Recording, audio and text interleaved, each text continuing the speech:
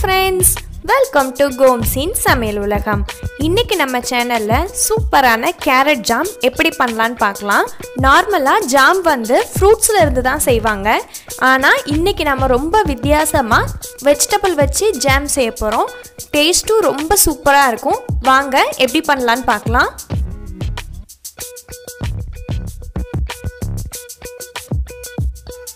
முதல்ல 2 கேரட்டை இந்த மாதிரி தோல் சீவி கொஞ்சமா தண்ணி சேர்த்து அரைச்சி எடுத்துர்க்கேன். இதை ஒரு கப்ல மாத்திரலாம்.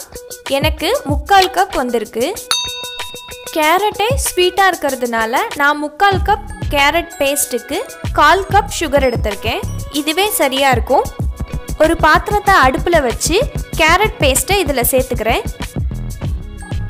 அரைக்கும் போது சேர்த்த தண்ணி எல்லாம் இப்போ கொஞ்ச நேரத்தில் வத்திரும். அது வரைக்கும் இதை சூடு பண்ணிக்கணும்.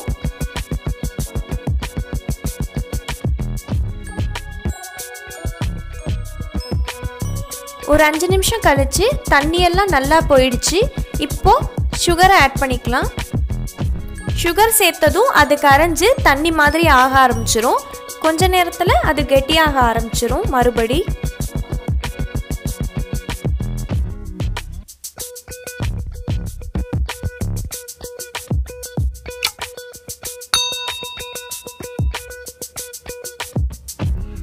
சுகர் கரைஞ்சு இந்த மாதிரி கெட்டியானதும் இதில் 1 டேபிள் ஸ்பூன் லெமன் ஜூஸ் சேர்த்துக்கிறேன். நான் எடுத்திருக்க இந்த கேரட்டோட அளவுக்கு 1 டேபிள் ஸ்பூன் லெமன் ஜூஸ் வந்து சரியாக இருக்கும். நீங்கள் கேரட்டோட அளவு கொஞ்சம் ஜாஸ்தி எடுத்திருந்தீங்கன்னா அரை எலுமிச்சம்பழத்தோட ஜூஸ் சேர்த்துக்கோங்க, சரியாக இருக்கும்.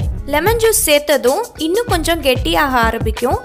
ஜாம் ரெடி ஆயிடுச்சான்னு செக் பண்ணுறதுக்கு ஒரு கரண்டியில் பின்பகுதியில் இந்த மாதிரி எடுத்து நடுவில் கோடு போட்டோம்னா தண்ணி மாதிரி ஓடாமல் திக்காக இருந்துருச்சுன்னா ரெடி ஆயிடுச்சுன்னு அர்த்தம். ரெடி ஆயிடுச்சு. அவ்வளோதான்.